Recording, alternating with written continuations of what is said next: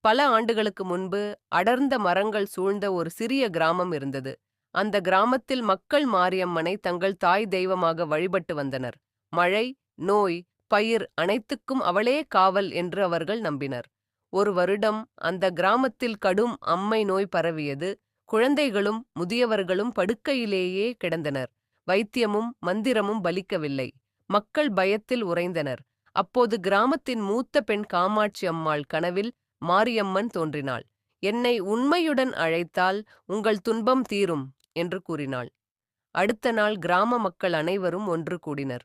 தூய்மையாக குளித்து வீதிகளை சுத்தம் செய்து வேப்பிலை தோரணங்கள் கட்டினர்.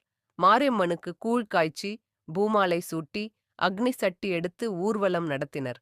யாரும் சுயநலமின்றி ஒரே மனதுடன் வேண்டினர். அப்போது திடீரென கருமேகங்கள் சூழ்ந்தன. இடி முழங்க கனமழை பெய்தது. மழையுடன் நோயின் வெப்பமும் குறையத் தொடங்கியது. சில நாட்களில் அம்மை நோய் முற்றிலும் மறைந்தது. குழந்தைகள் மீண்டும் சிரித்தனர். வயல்கள் பசுமையடைந்தன.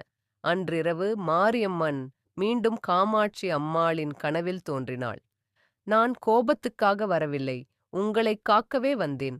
ஒற்றுமையும் தூய்மையும் இருந்தால் நான் எப்போதும் உங்களோடு இருப்பேன்